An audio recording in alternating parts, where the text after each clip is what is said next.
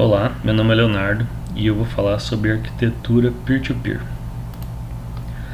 Bom, nessa arquitetura, cada participante age como cliente e servidor ao mesmo tempo, ou seja, não vai ter um servidor central organizando tudo, né? Um servidor onde você vai ter todos os arquivos, o servidor faz tudo e o cliente só faz aquisição para o servidor. Não é dessa forma que a arquitetura peer-to-peer funciona. Cada nó ou peer ele é independente um do outro, né? E no caso, cada peer ou cliente paga sua participação fornecendo acesso a alguns de seus recursos, né? Ou seja, é uma rede meio que cada um por si, onde cada um vai fornecer recursos próprios, né? E se quiser alguma coisa, vai requisitar recursos para os outros peers, né? Para os outros clientes. Algumas características da arquitetura peer-to-peer. Ela não tem uma coordenação central, não vai ter um banco de dados central onde tem todos os arquivos e todas as funcionalidades. Sem um local único de falha, o gargalo, né? Um servidor central, por exemplo, como todo mundo tem que pedir acesso ou fazer requisições no servidor central, nas redes cliente-servidor, por exemplo, se essa rede for congestionada, muita gente quiser acesso a essa rede, pode acontecer um gargalo, ficar congestionado o acesso. Nas redes peer-to-peer, como não tem um servidor central, não vai existir isso, porque é cada um por si, como eu falei, né? Também nenhum ponto peer vai ter uma visão global do sistema, né? O comportamento global é definido por interações locais, ou seja, um vizinho pode pedir algum recurso para o outro, por exemplo, né? Então não vai ter um cara central organizando tudo, né? Todos os dados e serviços são acessíveis de qualquer ponto, né? Então se você pode ter uma rede peer-to-peer com 10 computadores, por exemplo, eu consigo acessar todos os recursos da rede a partir de qualquer ponto. Os pontos são autônomos também e pontos e conexões não são confiáveis, né? Como não tem um servidor central comandando tudo, pode ter um peer que não é confiável, né? Pode ter pouco poder de processamento ou uma intenção ruim, por exemplo, né? E por aí vai. Bom, existem alguns modelos de peer-to-peer. As características que eu mencionei no slide anterior são o modelo peer-to-peer puro, né? Porém, existem algumas variações. Tem um modelo centralizado, né, que tem um índice global mantido por uma autoridade central, ou seja, tem um cara central que de certa forma está organizando todo mundo, mas ele não vai ter todos os arquivos, que nem no cliente-servidor, né, que tudo está no servidor. Não vai ser isso, vai ter um cara que só vai ter um índice global, tipo, ele vai saber onde que as coisas estão. Daí, por exemplo, se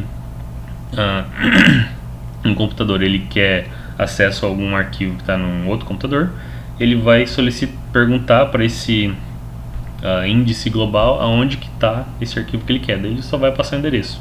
E essa transação de transferência de arquivos vai ser da forma normal, entre do peer que quer e o peer que tem esse recurso. Não vai ter um servidor central fazendo isso, só vai ter um cara para organizar, né? O contato é direto entre clientes e provedores, né? E um exemplo desse tipo de rede é a Napster, que a gente vai ver mais para frente. Também tem o modelo descentralizado, né? Que seria o modelo mais puro de peer-to-peer, né? Sem um índice global, sem coordenação nenhuma, né? Tipo, não vai ter um cara ali que sabe o endereço de todo mundo, cada um por si, né? Um exemplo desse tipo de coisa é esses dois caras aqui, né? E também tem um modelo hierárquico, que é como se fosse um modelo híbrido desses dois primeiros aqui, né? E exemplos dessas redes é o Casa e o Morpheus. Para quem é um pouquinho mais antigo, talvez já tenha baixado alguma coisa com esses dois caras aqui, né? E no caso, existem duas estratégias de localização de arquivos. Supondo que eu quero ter acesso ao arquivo tal, por exemplo. Tem duas formas de você localizar, né? A primeira forma é essa aqui, Centralized Service Location, né? Que basicamente tem uma busca centralizada, exemplo Napster, é como se fosse aquele modelo lá de modelo centralizado. Esse modelo centralizado utiliza essa estratégia, onde, por exemplo, o primeiro computador, o computador A, ele quer um arquivo, por exemplo, ele se comunica com esse servidor centralizado, que vai ter o endereço de onde está tudo, e daí esse cara centralizado vai passar o endereço e ele vai se comunicar com quem tiver esse arquivo, né, com base no endereço que foi passado para ele. Já a segunda estratégia, Flooding Based Service Location, basicamente vai inundar a rede buscando o que você quer. Não vai ter um cara que tenha o endereço de tudo. Então, se você quer um arquivo, você vai ter que perguntar para o seu vizinho mais próximo, que se não tiver no vizinho mais próximo esse arquivo que você quer, esse vizinho vai perguntar para o próximo, que vai perguntar para o próximo, e assim por diante, até encontrar esse arquivo que você quer, e daí é feita essa troca de arquivos, né?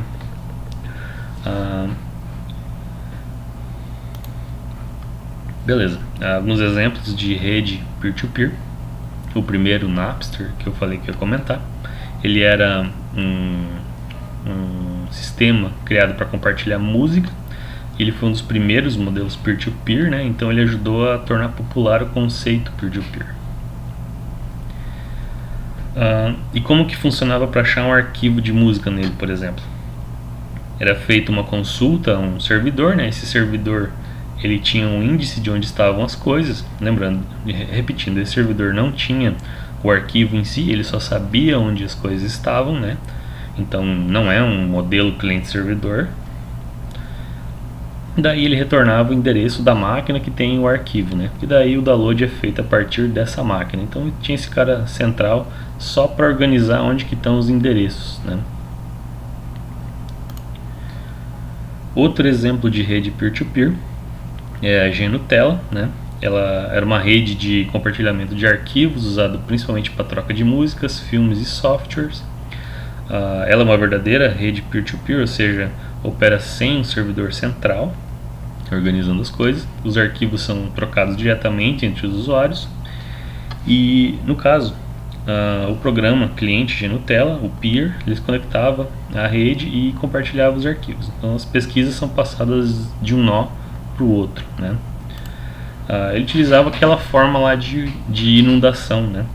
Quando ele queria algum arquivo, ele solicitava para o vizinho mais próximo, e se não tivesse no vizinho, ele solicitava para o próximo, e ia solicitando até encontrar o arquivo que esse primeiro computador queria, né?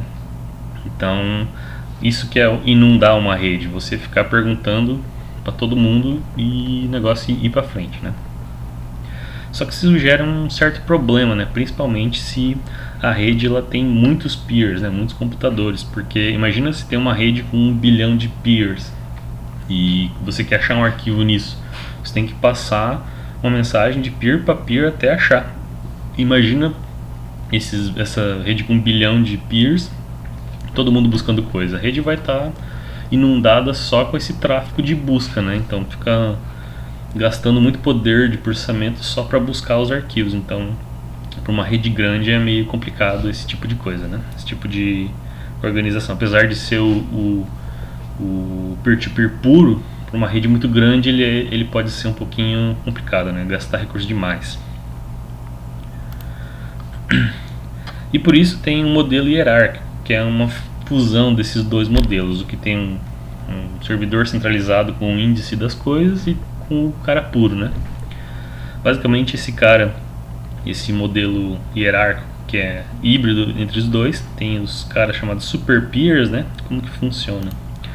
Basicamente, cada uma dessas, essa aqui é uma rede peer-to-peer, por exemplo, cada um desses super peers são esses nós vermelhos aqui, e eles têm os índices da sua sub-rede, né? Por exemplo, esse cara aqui, super peer, ele vai ter os índices desses caras aqui.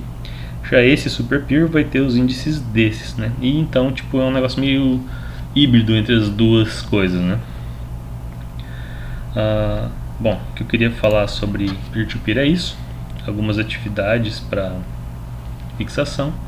E é isso aí, bons estudos.